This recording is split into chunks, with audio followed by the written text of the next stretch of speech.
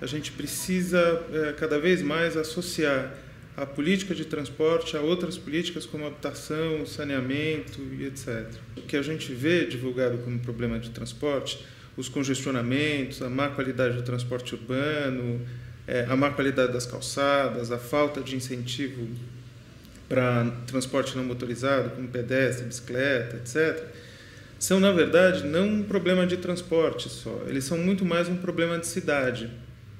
As nossas cidades, elas foram construídas segundo um modelo que privilegia um único modo como modo de transporte urbano, que é o automóvel.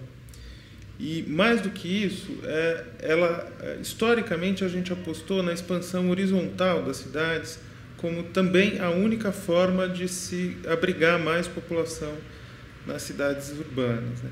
Esse modelo ele também está associado a duas cidades, que já é uma visão bastante clássica da literatura.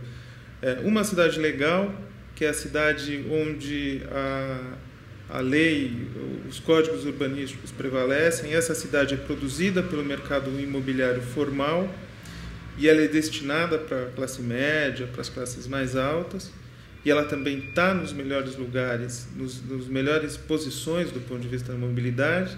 E uma cidade legal, uma cidade que está à margem dos códigos urbanos e que se assenta ou na extrema periferia, nas consecutivas franjas de crescimento urbano, ou nas áreas que não são vocacionadas para assentamento urbano, né, como os fundos de vale, as encostas. As últimas tragédias que a gente tem visto com relação a chuvas, deslizamento, enchente, elas são a expressão desse modelo de cidade, né? E o mais curioso é que o poder público não foi só omisso, não tem sido só omisso, né? Ele muitas vezes é o promotor dessa construção de cidade. Ele constrói conjuntos habitacionais que estão na extrema periferia ou nessas áreas mais vulneráveis e preserva as áreas, digamos assim, legais, entre aspas, do ponto de vista da legislação, né? Legal de estar enquadrada na legislação urbanística, preserva essas áreas para as classes mais que têm mais dinheiro, para os melhores produtos imobiliários. Bom, esse modelo de cidade também é pautado pela ocupação sistemática dos fundos de vale para espaço viário. Se a gente andar em qualquer cidade brasileira, ou pelo menos em boa parte delas, a gente vai ver a força desse modelo na construção das nossas cidades, né? Praticamente toda cidade que tem alguma topografia mais acidentada, que tem um fundo de vale, tem uma via ou almeja ter uma via estrutural no fundo de vale. Isso é muito mais do que uma questão de tráfego, isso é um sinônimo de modernidade.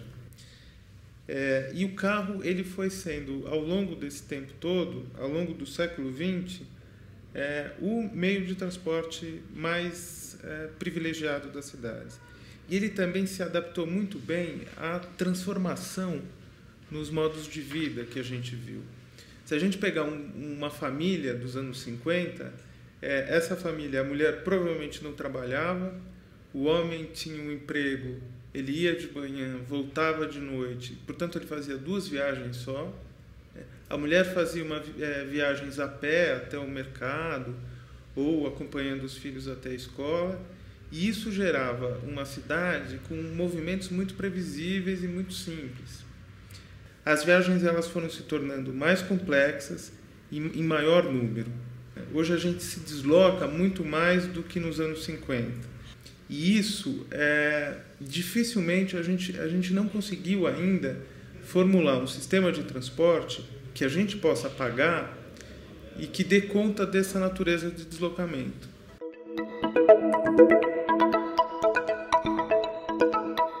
Eu acho que a cidade tem sido muito pouco discutida.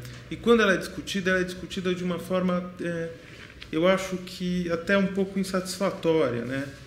Os fenômenos são todos desnaturalizados, assim. Morreu gente por causa da enchente, porque chove muito. O congestionamento é um fenômeno natural, né? Ele não é resultado de uma forma específica de produção de cidade. Então, acho que o primeiro caminho é colocar a cidade em pauta, né? O segundo caminho é desmontar a visão que entende que o carro é um meio de transporte de massa, isso muito entre aspas, que o carro ele dá conta de atender aos desejos e deslocamentos de uma massa muito grande de pessoas. O carro não foi feito para isso.